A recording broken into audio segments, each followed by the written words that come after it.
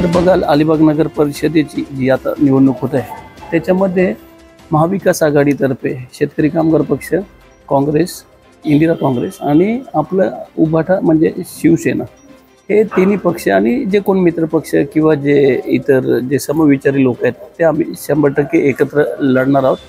आजच आमची आदरणीय जयंतभाई पाटील शेतकरी कामगार पक्षाचे नेते त्यांच्यावर आमची बैठक झाली। अलिबाग तालुक्याचे काँग्रेसचे अध्यक्ष भास्करराव चव्हाण, आमचे ज्येष्ठ नेते रविकाका ठाकूर, आपले सुनील पथाळे, उमेश शेठ ठाकूर असे अनेक असंख्य लोक आम्ही एकत्र होतो। जयंतभाईंनी आम्हाला बोलवलेलं होतं। आमची औपचारिक म्हणजे तशी थोडीशी चर्चा झाली, पण 100% आम्ही एकत्र लढू असं एकंदरीत वातावरण लक्षात येतं आहे। 2 उमेदवार तर फिक्स झालेले आहेत काँग्रेसचे। एक माझा बारका भाऊ समीर शेठ म्हणजे ज्याला हुनी शेठ बोलतात, तो ह्या 5 नंबर प्रभागामधनं फायनल झालेला आहे, सर्वसाधारण जी सीट आहे त्याच्यासाठी।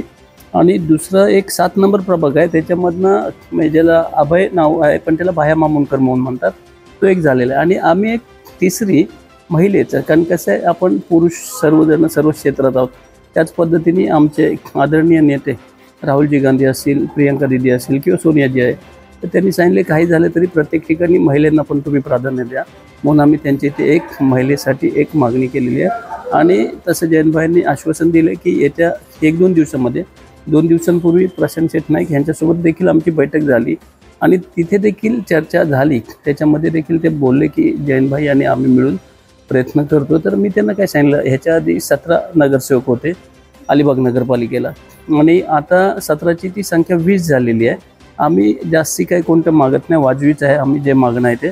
तर फक्त बोलू 3 सीट आम्हाला द्या। आमचे प्रदेशाध्यक्ष हर्षवर्धनजी सपकाळ साहेब आहेत, त्यांच्यासोबत माझी 2 ते 3 दिवसापूर्वीच बैठक झाली। त्यावेळेला त्यांनी माझ्यातनं काही आढावा घेतला, अलिबागचा घेतला, मुरुडचा घेतला, श्रीवर्धनचा घेतला, इतर सर्व ठिकाणचा घेतला। तर अलिबागमधलं मला त्यांनी विचारलं, त्यावेळेला मी त्यांना सांगितलं की अशी अशी आपली 3 सीटची वगैरे मागणी। तर मला बोल एवढे कमी का आपण मागतोय? तर मी त्यांना सांगितलं की ठीक आहे आम्ही कमी मागतोय असा विषय नाही। तर बोलतो मी जयंतभाईंशी बोलतो आणि आपण कमीत कमी 5 तरी सीट लढवायला पाहिजे। मी बोलू आपण जर साहेब त्यांना 5 सांगितलं, 7 सांगितलं, आमची 100% तयारी आहे। पण बोललो ठीक आहे, जर आता आम्हाला 3 मिळत असेल तरी आमची सध्याची तयारी आहे की आपण ती लढू शकतो। आणि जे उमेदवार आहेत ते 100% निवडून येणारे उमेदवार आहेत। जे बाकीची जी मंडळी आहे ती पण म्हणजे फार चांगल्या पद्धतीचं वातावरण असल्यामुळे महाविकास आघाडीच्या माध्यमातून या इथे अलिबाग नगरपालिकेत पुन्हा एकदा चांगलं वातावरण आपल्याला पाहायला मिळेल।